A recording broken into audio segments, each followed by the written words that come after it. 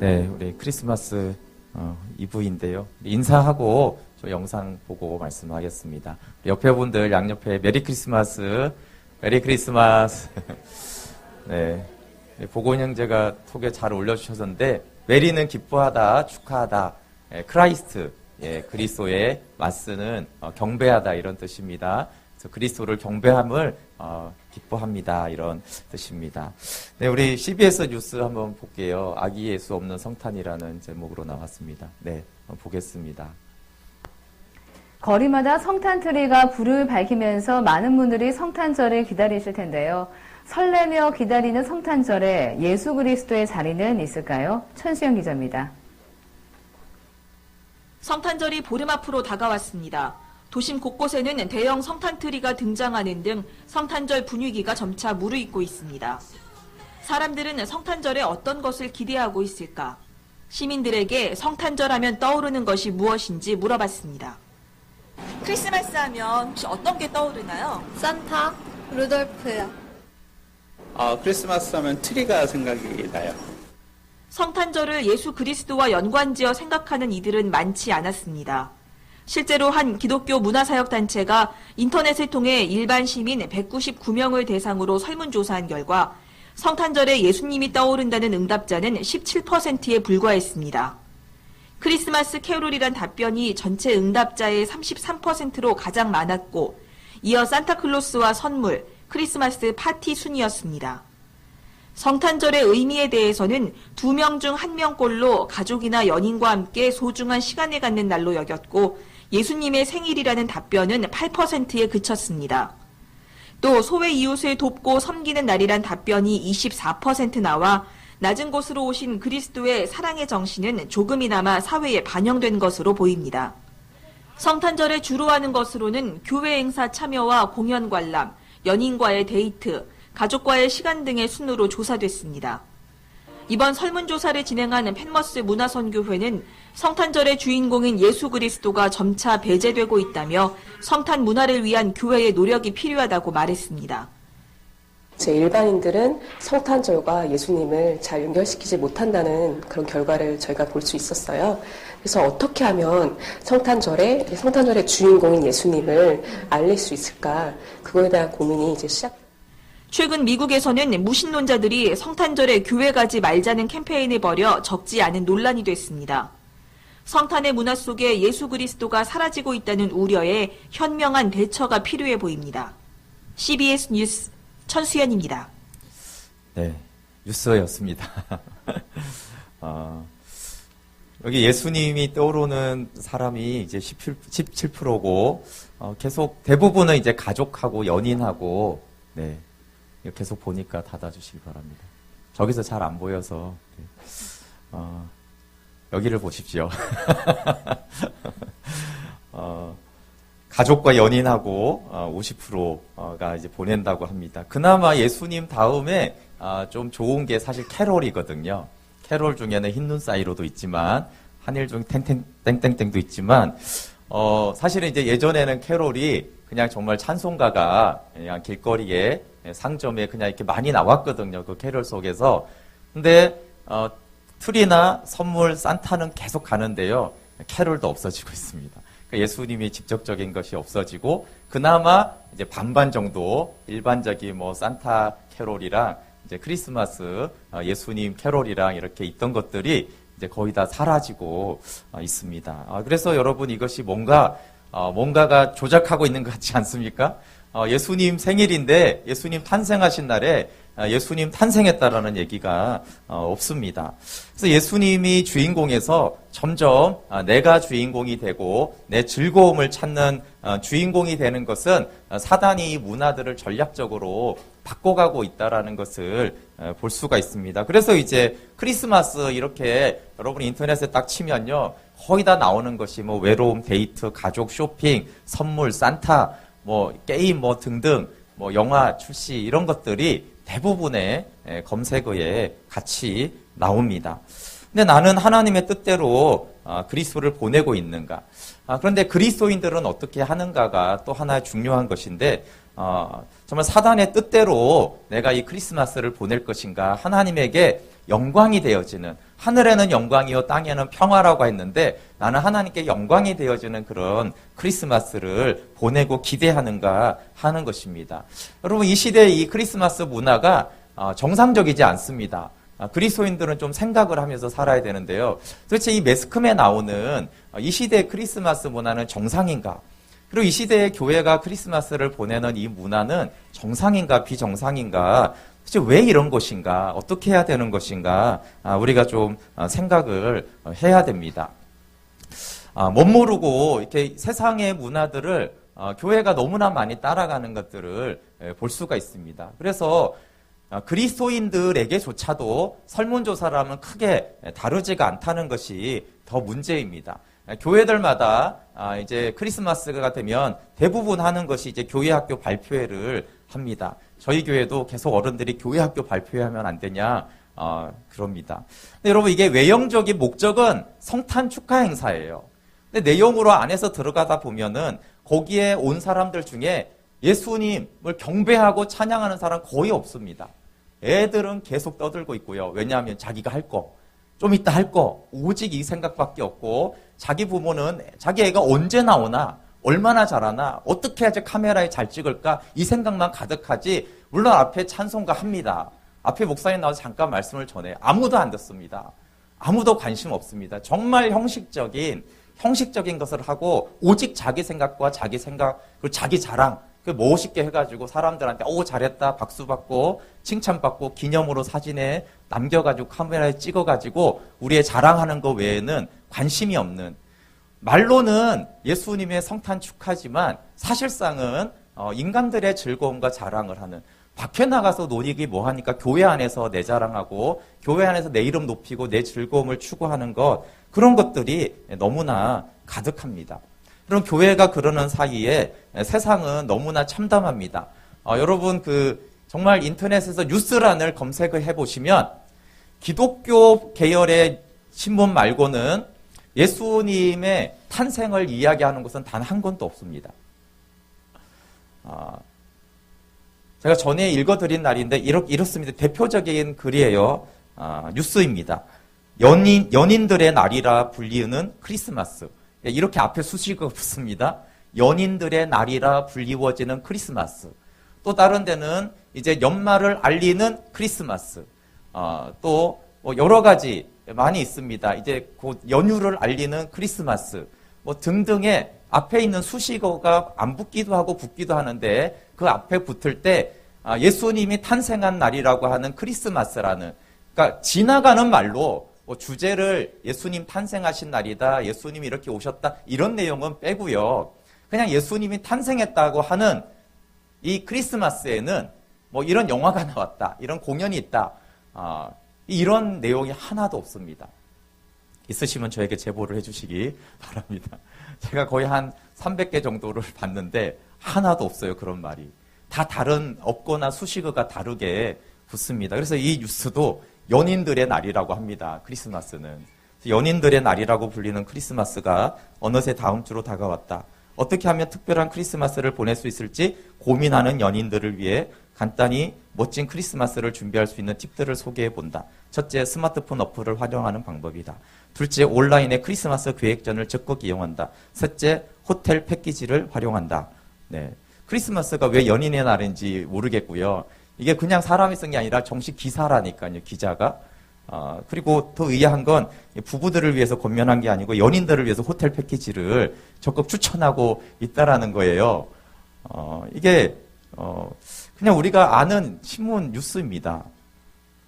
그리고 또 이런 거 있습니다. 크리스마스 이브를 불태울 공연 칠선.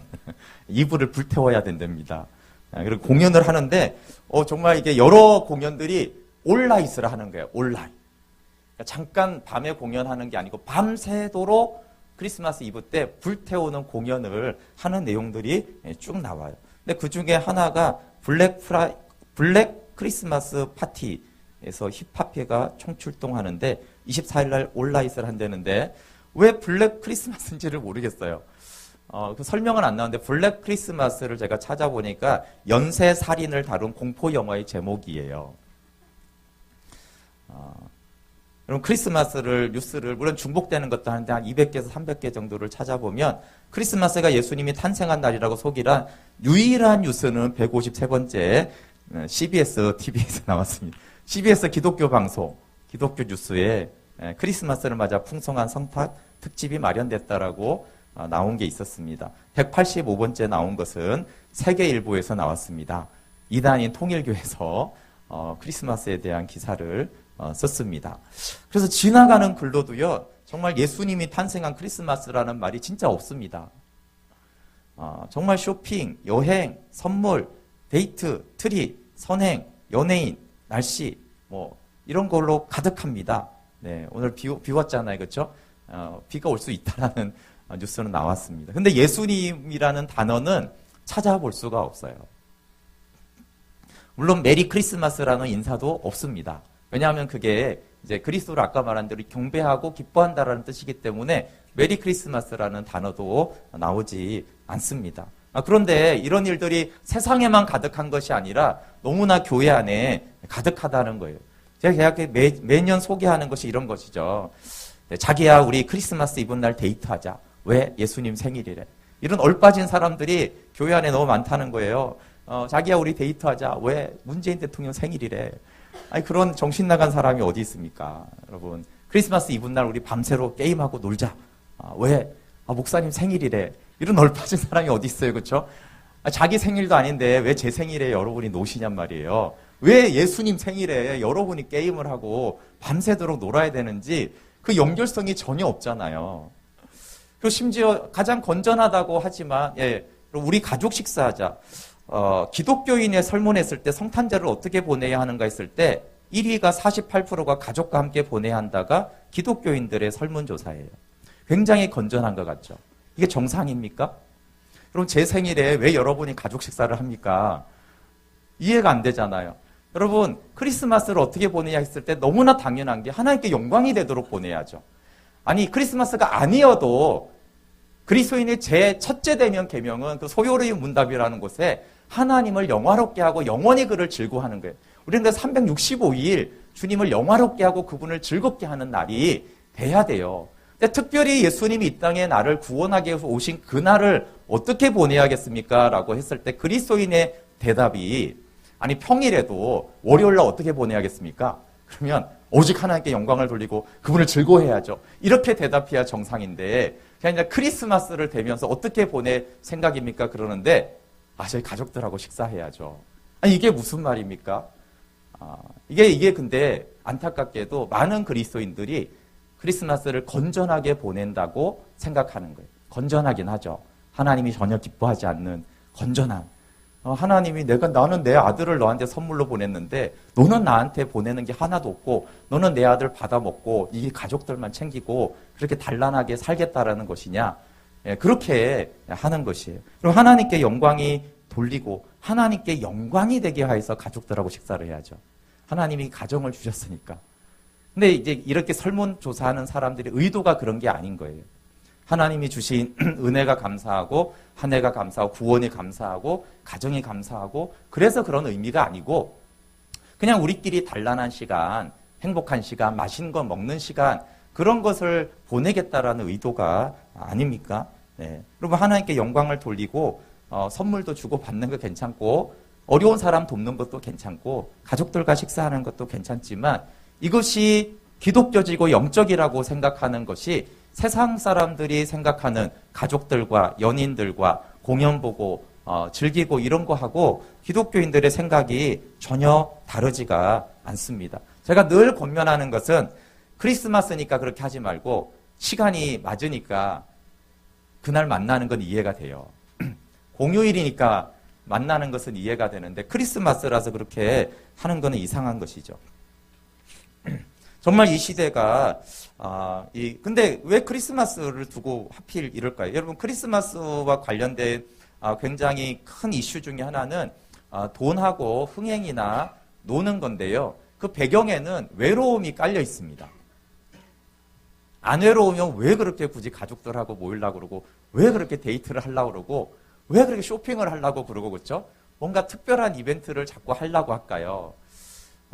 뭔가 외로움이 가득한 것을 어떻게 극복해 보려는 그런 즐거움 이면에는 그런 굉장한 외로움이 이 시대에 많이 있습니다.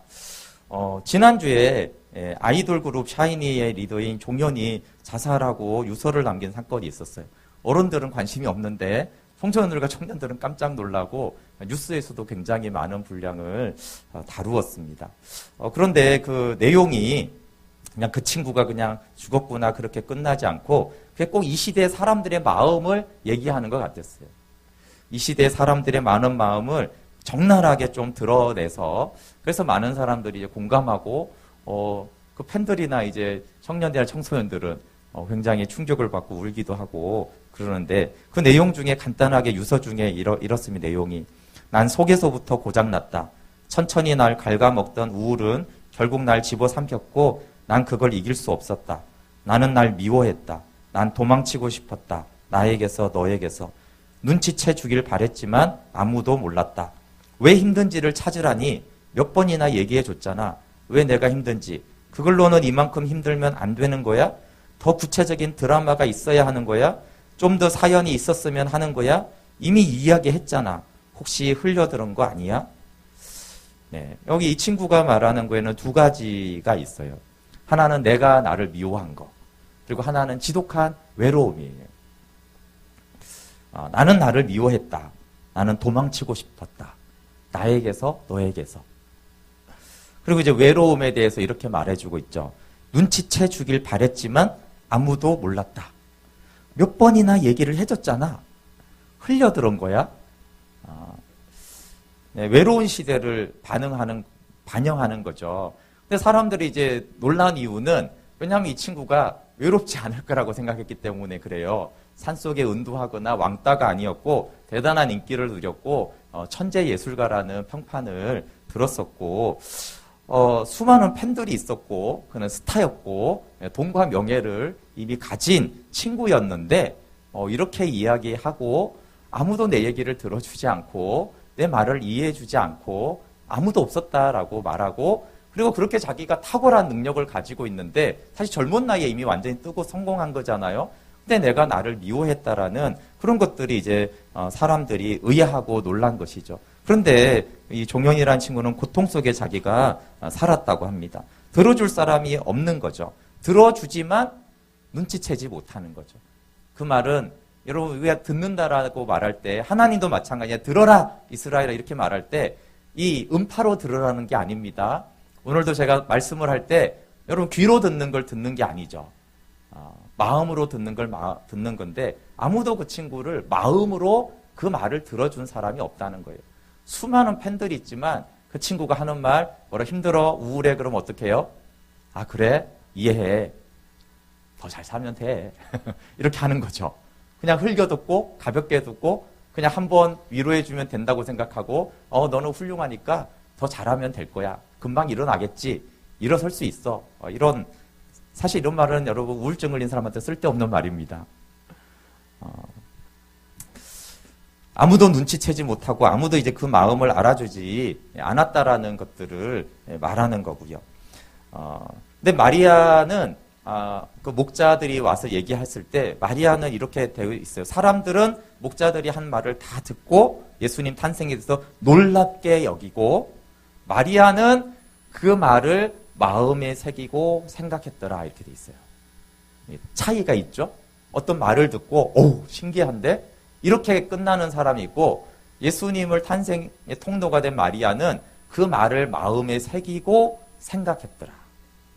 그러니까 마리아는 하나님 말씀만 그렇게 듣는 게 아니라 여러분 사람의 마음을 듣고 마음에 두고 생각할 줄 알아야 돼요. 근데 이 종현이라는 친구가 수많은 팬들이 있고 아는 사람 엄청 많은데 아무도 그 얘기를 듣고 마음에 두고 생각한 사람이 없는 거예요. 그러니까 아무도 안 들은 것이죠. 그리고 또 하나가 이 친구가 보여주는 인생의 허무함은 우리의 기도와 다른 인생의 결말을 반영한다는 거예요. 이 친구가 아주 탁월하니까 18세에 데뷔를 했거든요. 18세에 데뷔를 해서 떴으니까 얼마나 일찍 성공을 한 것입니까? 능력이 탁월하죠. 근데 18세 때 안타깝게 그때 인터뷰를 한 게 기사에 나왔는데 그때 어떤 인터뷰를 했냐면 18세에 자기는 28세에 내가 기대된다고 그랬어요. 28세 때 내가 되면 어떤 예술성이나 어떤 여러 가지 면에서 완숙하게 자기 삶이 굉장히 만족이 될 거라고. 왜냐하면 열심히 나는 살 거고 능력도 있으니까 될 거라고 했는데 그리고 올해가 28살이었어요. 28살에 자살로 그의 인생이 마감이 됐는데 10년 전에는 28살에 제가 기대됩니다. 이렇게 이제 희망차게 시작을 한 것이죠. 그럼 탁월한 재능도 있고 열심히 살았는데 그러면 더 행복하고 더 부유하고 더 풍성할 것 같은데 아니 이상하게 더 허무하고 나는 나를 점점 미워하고 점점 더 외로워져서 그 우울증이 나를 삼켜버리는 그렇게 간 것입니다. 재능 있고 열심히 살아도 답이 없는 인생, 외로운 인생, 허무한 인생을 보여주고 있습니다. 아까 그 세계일보의 통일교 신문이 낸 내용이 바로 그거였습니다. 외로움을 느끼는 사람이 점점 많아진다. 이게 이제 뉴스 제목이었어요. SNS를 분석하면 외롭다라는 말이 6년 전보다 5배 이상 늘었다고 합니다. 그 즐겁다라는 말은 73%나 줄어들었다라고 말합니다.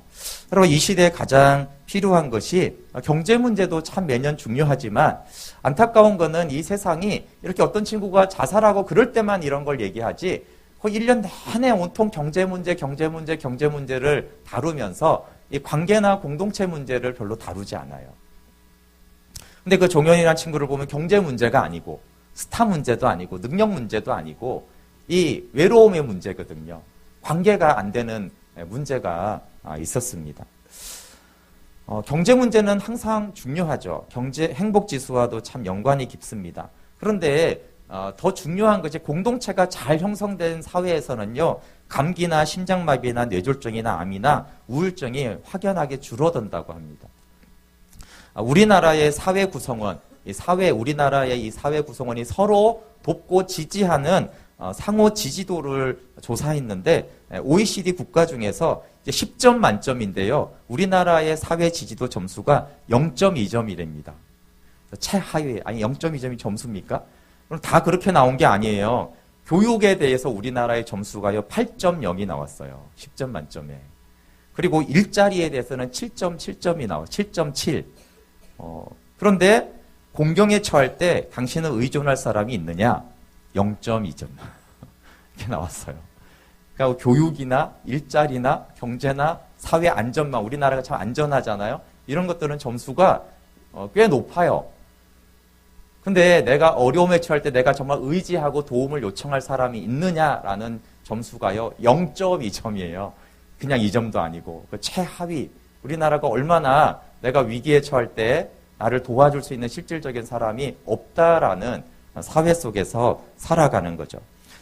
캐나다 컬럼비아대 명예교수인 이 행복경제학자 헬기 웰이 이 소득 수준이 일정 단계가 되면 GDP, 그러니까 경제 수준이 10% 증가에 따른 행복지수의 상승폭은 10점 기준에 0.03점에 불과하다라고 하면서 이 한국의 경제와 행복지수에 대해서 이분이 보고를 했는데 한국은 GDP가 10% 증가할 경우에 행복지수는 0.5% 증가한다 이렇게 보고를 했습니다. 행복을 결정하는 요소를 이분은 이렇게 보고를 했어요. GDP, 즉 경제가 26%, 건강과 기대 수명, 건강과 관련된 부분이 19%, 인간관계가 30%. 인간관계가 행복에 가장 큰 영향을 미치는 경제는 26%고 건강이 19%라면 인간관계에서 누리는 행복감이 30%라고 가장 높다고 합니다.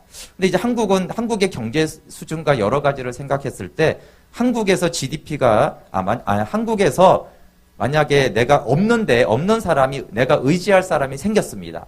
내가 위험과 공경에 처할 때 제가 도움을 구할 수 있는 사람이 생겼습니다라는 사람이 10%가 만약에 한국 사회에서 늘어난다면 한국의 모든 국민의 GDP가 50% 임금이 오를 때보다도 생활 만족도가 더 높아질 것이다라고 이분이 얘기를 했어요.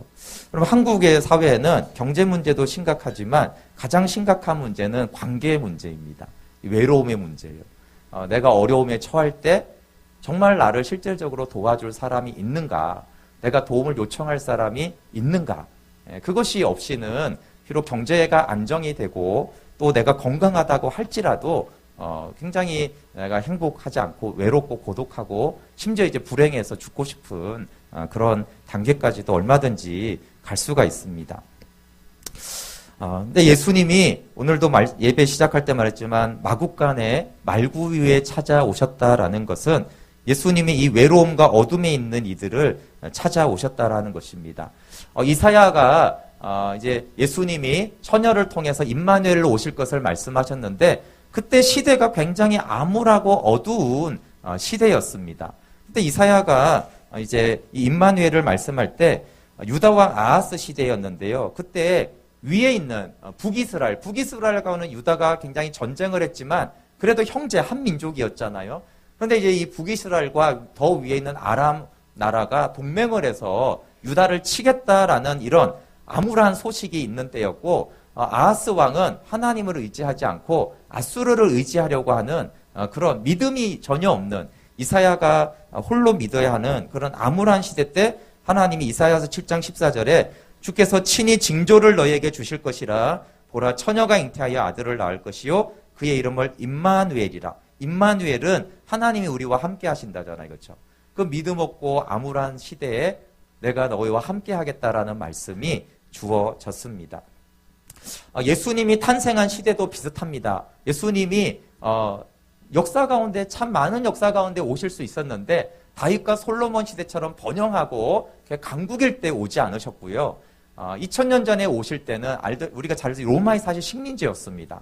로마의 식민지인 것도 비참한데 그때 당시 왕이 헤롯 왕이 있어요. 헤롯은 유대인들이 아닙니다. 유대인들은 이 굉장히 자존심이 강하잖아요. 그래서 로마의 속국이 됐다라는 것도 참 일본에게 우리가 지배당한 것처럼 비참한 일인데 근데 만약에 그 자체 통치권을 줬는데 그나마 거기서 이스라엘 사람이 왕이 돼야 되는데 헤롯 왕은 에돔 사람으로 이방인이거든요. 근데 나라는 빼앗겼죠. 이방인이 와가지고 왕 노릇을 해서 그것도 자치정부라고 있죠. 그리고 막 로마가 뜯어가지고 헤롯 왕이 억압하죠. 얼마나 비참합니까? 그렇게 외롭고 암울한 시대 그때 예수님이 그 땅에 오신 것입니다. 그리고 예수님이 마국간으로 오시면서 그분이 인간으로 나사렛으로 오신 이유는 인간의 존재적인 외로움과 고통을 아시는 분으로 찾아오셨습니다. 그분은 우리의 마음을 아시는 분이세요. 여러분 직접적으로 경험하지 않은 사람들은 사실은 잘 돕거나 위로하거나 채워주지를 못합니다. 근데 예수님은 버림받아 보셨고 사생아로 나셨고 가난해 보셨고 어릴 때 아버지를 잃어보셨고 직접 사람들에게 조롱과 비난을 당하셨고 배신당해 보셨고 아무도 없는 그 외로움 가운데 거하셨습니다. 그리고 그런 관계적인 어떤 것만 아니라 육체적인 고통을 당하셨고요. 공권력이 탄압하고 억압하는 것들을 경험하셨고 가족들이 고통스러워하는 것들을 지켜봐야 하는 그런 모든 것들을 예수님은 다 친히 경험하셨습니다. 그분이 하늘 보좌에 있으셔도 전지전능하시니까 내가 내 이 마음 안다. 나는 전지하니까 다 안다. 이렇게 하셔도 되는데 그분은 친히 그 모든 것들을 다 경험하시고 그래서 우리를 체휼하신다. 체휼하신다는 거 함께 경험하여 그 마음을 안다라고 하시는 분이세요. 근데 그분이 특별히 부강할 때 왕궁에 오셔도 되는데 그분이 가장 암울한 시대 때 인간으로 나사렛으로 마국간에 오신 이유는 외롭고 암울하고 어둡고 죄인이 눌려있는 자에게 임마누엘로 찾아오신 예수님을 말씀합니다. 그래서 여러분 우리가 꼭 기억해야 될 것이 있는데 그래서 내가 어두울 때 내가 암울할 때 우리가 예수님께로 가야 한다는 거예요. 우리는 암울하고 우울하고 정죄감이 있으면 하나님께로 도망가려고 해요. 그런데 오히려 예수님은 아니 그런 너를 위해서 내가 온 거야. 네가 억압받고 있잖아. 네가 암울하잖아. 네가 사람들한테 왕따 당하잖아. 나는 그곳을 찾아왔다. 내가 마국간으로 온 하나님이라는 것을 네가 꼭 기억하기를 원한다. 내가 죄인을 찾으러 왔고 내가 병든 자를 찾으러 왔다라는 것을 꼭 기억하기를 원한다. 예수님은 그런 곳에 찾아오세요. 그래서 지금도 내가 그래 아까 종현이 그런 유서를 읽을 때 나도 그런 마음이 있는데 그런 사람을 하나님이 예수 그리스도를 보내셔서 찾아오십니다. 근데 또 한 면이 있어요. 예수님이 찾아온 사람이 있고요. 또 한 부류의 사람들은 예수님을 드러내는 통로가 되는 사람이 있어요. 근데 이 통로가 되는 사람은 외로운 사람인데 그 외로움에도 불구하고 예수님을 따르는 사람을 통해서 예수님은 오시고 그렇게 오신 예수님이 어둡고 외로운 사람들을 찾아가는 것입니다. 여러분 이 마리아에게 오늘 본문에 처녀로서 잉태를 했습니다. 정말 근데 이 마리아가 말씀에 대해서 상황을 계산하지 않고 아멘하고 받아들였어요. 이게 참 순종이죠. 우리가 상황을 계산하고 아멘하는 것이 아니라 마리아는 상황을 계산하지 않고 아멘을 했어요. 아멘을 한 결과는 뭐였습니까? 왕따가 되었죠. 저희가 이제 몇 주 전에 그 영화 보신 분들은 보셨죠. 마리아가 임신을 하니까 누가 왕따 시킵니까? 제일 먼저? 네, 그렇죠. 부모님이 깜짝 놀라죠. 그렇죠. 어떤 부모가 2000년 전에 이 처녀가 임신을 했는데 이걸 축복한다 이렇게 안 하신 이런 부모가 어디 있어요, 그렇죠? 저 첫 번째 그 부모님으로부터 배척을 당하고 혼나고 눈초리가 막 부모님의 눈초리가 무섭잖아요. 그리고 가장 가까이 있는 약혼자 요셉한테 엄청난 상처를 주고 요셉이 이렇게 거리를 두잖아요, 그렇죠? 사실 돌 던지지 않는 것만 해도 감사할 처지고 어쨌든 약혼자가 멀어지고 부모님이 하고 그런 동네 사람들은 다 이렇게 막 이상한 눈초리로 쳐다보면서 마리아는요 예수님 말씀에 순종해서 더 외로워진 사람이에요. 그래서 어떤 사람은요 예수님이 외로운 사람을 찾아와서 그 외로움을 채워주는 사람이 있는데 어떤 사람은 예수님이 찾아와가지고 외로워진 거예요. 예수님 안 찾아왔으면 가족하고 약혼자 요셉하고 룰루랄라 이렇게 살 수 있는데 예수님 하필 찾아와가지고 마리아는 너무 외롭게 된 거죠. 외로운 정도가 아니라 거의 막 눈총을 받는 왕따가 됐습니다. 근데 하나님이 이제 그 세례 요한의 어머니 엘리사벳을 만나게 해주잖아요, 그렇죠? 마리아를 위로해 주려고 유일하게 마리아의 마음을 아는 그 외로움을 위로해 줬습니다. 근데 요셉의 처지도 같습니다. 마리아의 임신 소식을 듣고 굉장히 상처를 받고 요셉은 외로워졌습니다. 그런데 이제 주의 사자의 말씀을 듣고 이 요셉도 계산하지 않고 마리아를 아내로 받아들입니다. 그러고 나서 요셉은 어떻게 됩니까? 동네의 왕따가 되었습니다. 남자답지 못한 찌질이가 되었습니다. 그래서 예수님을 오히려 순종으로 받아들인 사람들은 왕따가 되고 외로운 자가 됐습니다. 근데 이 요셉이 아마 가장 어려웠을 것은 그가 성경은 의로운 사람이다 이렇게 나와요. 의로운 사람이 가장 힘든 게 뭔지 아십니까? 죄인 취급받는 겁니다. 근데 그냥 왕따가 된 게 아니고 너는 율법을 어긴 자라는 그런 비난을 받았어요. 왜냐하면 부정한 여인을 받아들였잖아요. 그러니까 너는 하나님의 율법을 어긴 자라는 그런 비난을 요셉이 받았습니다. 그래서 하나님께 순종했지만 오히려 마리아는 율법을 어긴 더러운 여자처럼 창녀처럼 그런 취급을 받는 외로움을 당했고 하나님께 순종한 요셉은 음란한 여인을 감싸고 도는 부정한 남자 취급을 당해야 했습니다. 그리고 예수님은 이 순종한 동일한 하나님의 아들은 순종의 대가로 죄인 취급을 받고 모든 사람이 버리는 외로움 가운데 내던져졌습니다. 그리고 죄인 취급을 넘어 죄가 되셨고 외면받고 심지어 하나님 아버지께로부터도 버림받는 그 외로움을 예수님은 감당을 하셨습니다. 그래서 여러분 예수님이 마리아와 요셉이라는 부모를 통해서 오셨잖아요. 근데 이 예수님과 마리아와 요셉은 닮아 있습니다. 그래서 예수님은 닮은 사람을 통해서 오신다는 걸 알 수 있어요. 첫 번째 닮은 것은 이 세 명이 다 어처구니 없는 말씀에 순종했다는 것입니다. 아니 좀 하나님의 말씀도 좀 일리가 있으면 좋잖아요, 그렇죠? 하나님의 말씀이 가난한 사람을 도와야지 일리가 있잖아요, 말씀 순종이에요. 그것도 어렵습니다. 우리가 일리가 있어도 이해가 돼도 순종이 어렵습니다. 그래도 이해가 되는 걸 순종하고 네 주님 순종하겠습니다. 교회가 좀 이렇게 어려운데 너가 좀 봉사해야 되지 않겠니? 일리가 있잖아요. 근데 그것도 안 하기도 하는데 일리가 있어도 못하겠다 이런 게 많은데 그래도 일리가 있으면 순종을 하기가 훨씬 쉽죠. 근데 어처구니 없는 말씀일 때가 있어요. 아니 처녀한테 임신하라니 이게 무슨 일리가 있는 말씀입니까? 말이 안 되잖아요. 말이 안 되는 하나의 말씀에 마리아가 그걸 받아들이고 순종한 거예요. 또 요셉도 황당하잖아요. 지금 약혼자가 성령이 잉태한 거니까 아내로 이것도 말이 됩니까? 말이 안 되는 말씀이죠. 말이 안 되는 어처구니 없는 말씀을 요셉이 순종합니다. 그러면 여러분, 예수님은 어떤 어처구니 없는 아버지의 말씀이 있었어요. 네가 인간이 되라. 인간인이 돼서 난 다음에 네가 죄를 다 뒤집어 써서 거룩한 너는 죄인이 되라.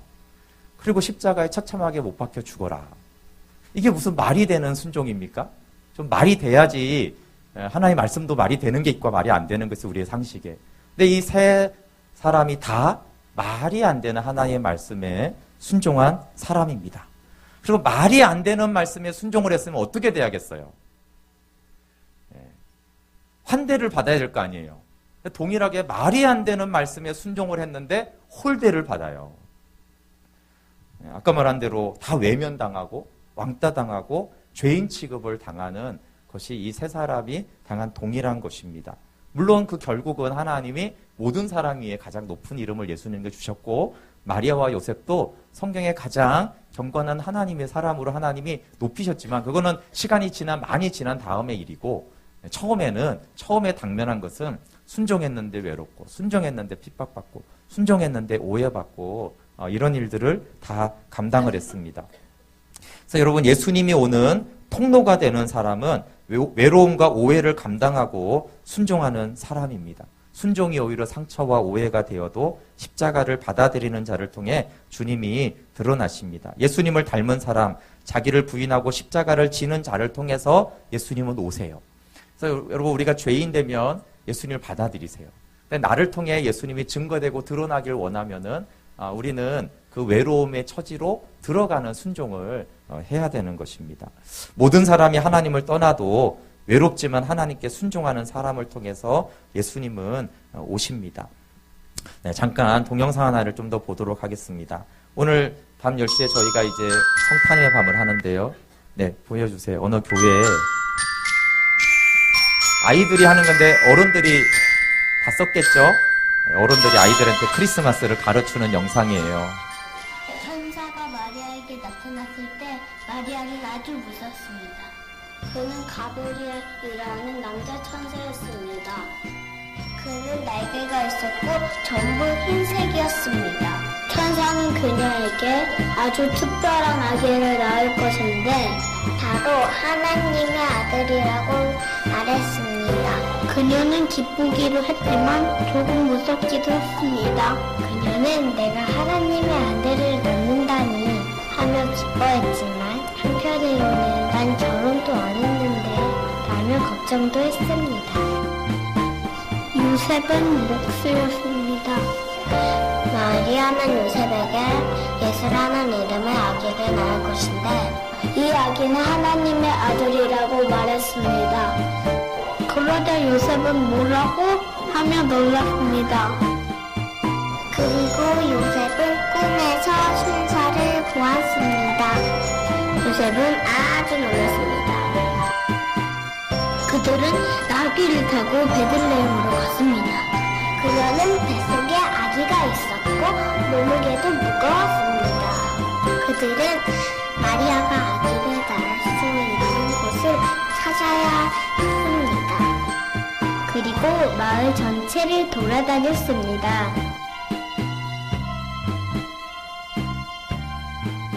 한밤중이었기 때문에 모든 사람들이 방이 없다며 화를 냈습니다. 방 있어요? 방 없어요. 방 있어요? 방 없어요. 마지막 집에서 집 밖 뒤쪽에 마구간이 있다고 말해주어서 방 있어요? 방 없어요. 마구간에는 있을 수도 몰라요. 마리아와 요셉은 마구간에서 아기를 낳아야 했습니다. 그곳에는 양과 지푸라기 동물들이 똥 같은 것들이 있었습니다. 마리아는 아기 예수를 구유 위에 놓았습니다. 그 그들은 아기 예수를 안고 살아겠습니다. 아기 예수는 아빠가 2명이나 있었습니다. 하나님과 요셉입니다. 천사들은 목자들에게 별을 따라가라고 했습니다. 3명의 박사들이 있었습니다. 그들은 예수님이 태어난 곳까지 그 별을 쭉 따라갔습니다.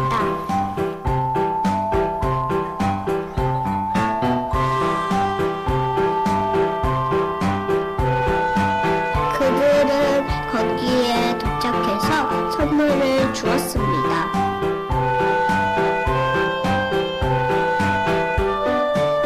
그리고 거기에는 천사들과 아주 큰 별도 같이 있었습니다.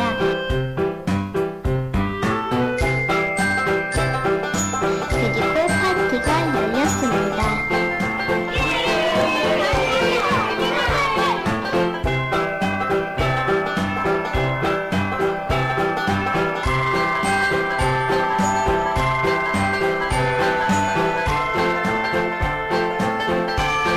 네, 여기까지 해볼게요.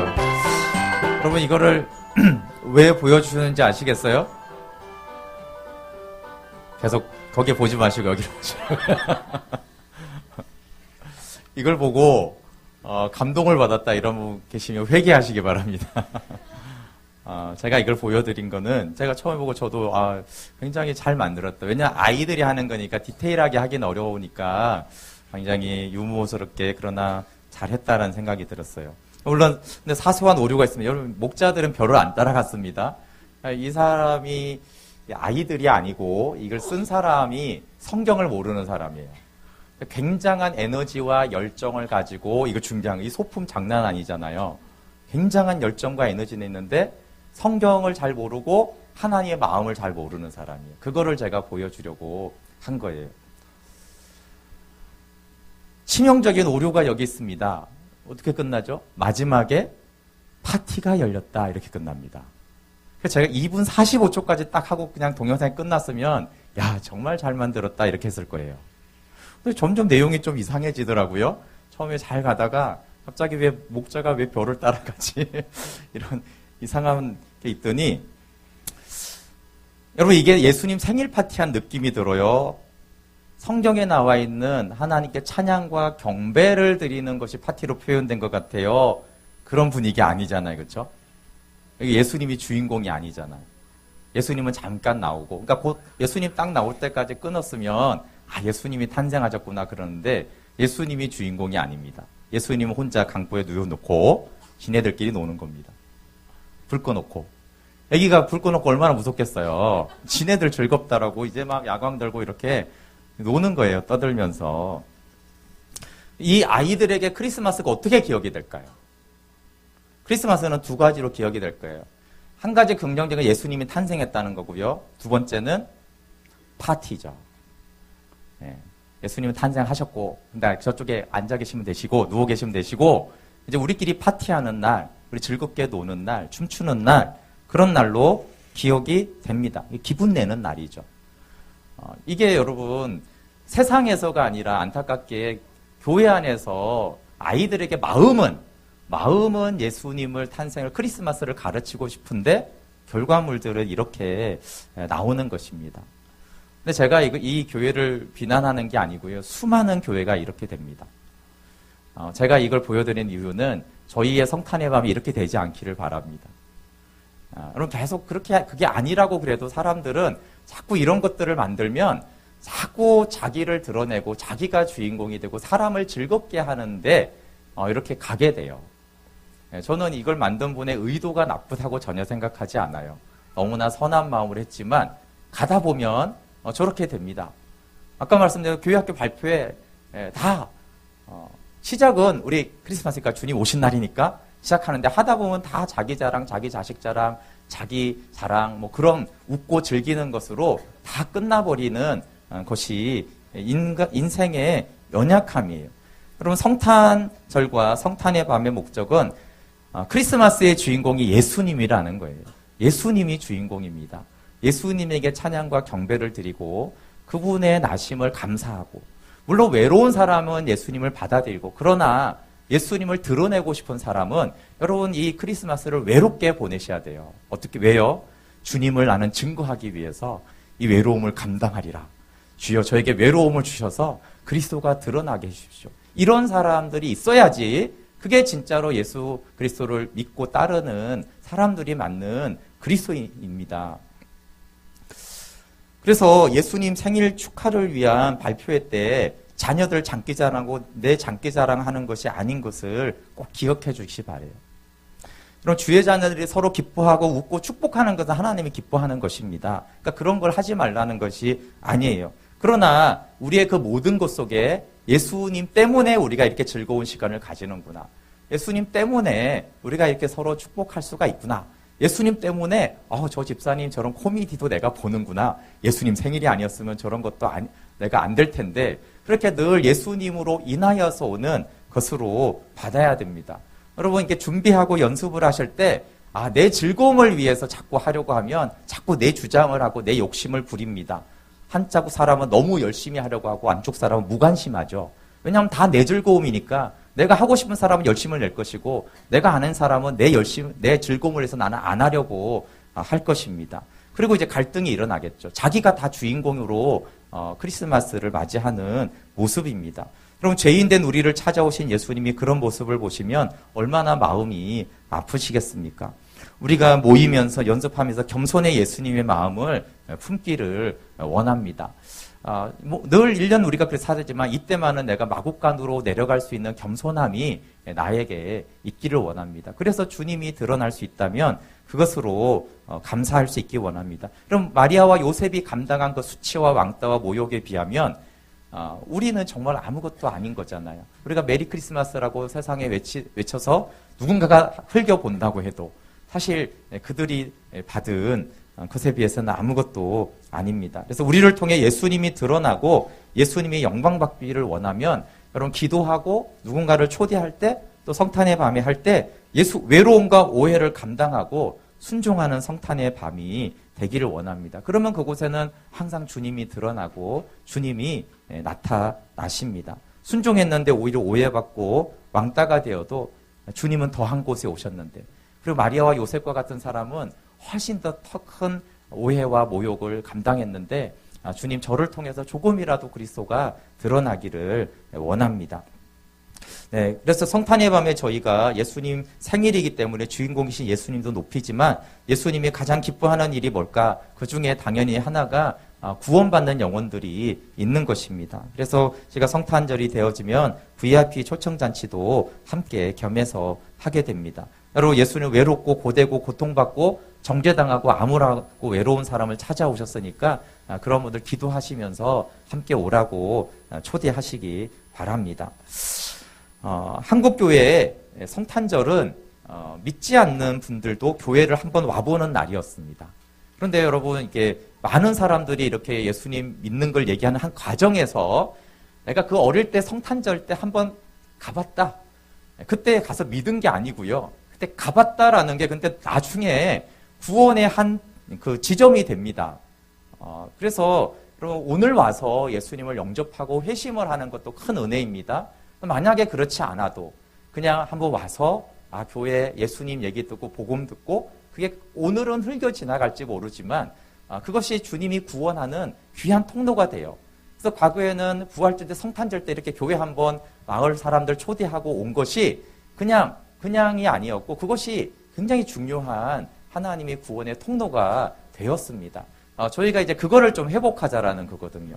근데 지금은 크리스마스 때 우리가 세상으로 나가고 세상에 너무나 화려한 것들이 너무나 맛있는 패키지들이 막 있지만 다시 한번 우리는 하나님께 영광을 돌리고 또 그렇지 않은 사람들은 적어도 교회 한번 와서 예수님 이름을 높이고 복음을 들을 기회를 주고 그날 회심하기를 위해서 기도하고 하나님 오늘이 아닐지라도 이것이 반드시 이 영혼이 구원받는 일에 한 지점을 발판을 마련할 수 있게 해 주십시오라고 그럼 기도하시고 그렇게 초대하시고 또 그렇게 우리를 통해서 그분이 예수님을 만날 수 있도록 우리를 내어드릴 수 있으면 좋겠습니다. 그런데 여러분 믿지 않는 분들이 와서 뭘 보겠습니까? 공연 얼마나 잘하는가 그런 걸 많이 안 봅니다. 왜냐하면 프로라면 보겠죠. 근데 아마추어들이 하는데 뭐 실력이 얼마나 크고 높고 이런 걸 아마추어들이 하는데 그것을 보는 것은 아닙니다. 근데 사람들이 교회에 안 다니는 사람의 교회 와서 처음 보는 것은 분위기입니다. 이 교회에 사랑이 있나 없나, 싸늘한가 화목한가, 그걸 보는 것입니다. 그래서 더 잘하려고 신경질 내지 마시고 못하고 실수해도 괜찮으니까 배려하고 웃고 섬기는 그거를 보고, 야, 이 교회는 뭔가 하나님이 있긴 있나 보다. 나는 잘 모르겠지만 뭔가 따뜻하다. 여기 오니까 뭔가 그래, 참 뭔가 외로움이 사라지는구나. 실제로 그렇게 하나님 모르니까요. 그렇게 이제 하나님을 만나기 시작하는 것입니다.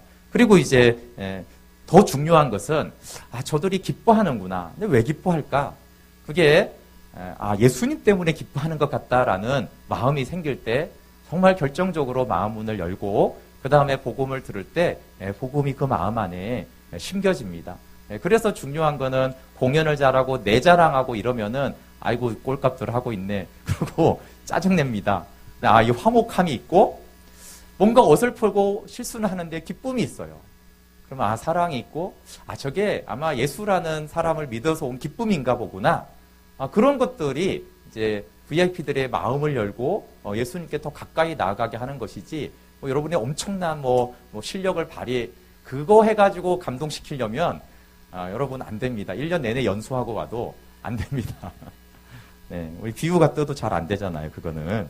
그러니까 그렇게 실력으로 무슨 사람을 감동시키고 예수님을 영접하게 하겠다라는 건 아마추어들은 그냥 그것들은 내려놓아야 합니다. 그냥 우리 안에 있는 마음들, 하나님을 사랑하는 거. 그래서 성탄의 밤이 내가 어떻게 할까 보다 주님 기도하고 주님의 사랑이 내 안에 충만하여서 주님 저의 목소리, 몸짓을 통해 그리스도가 드러나길 원합니다. 그렇게 기도하는 또 밤이 되기를 원합니다. 네.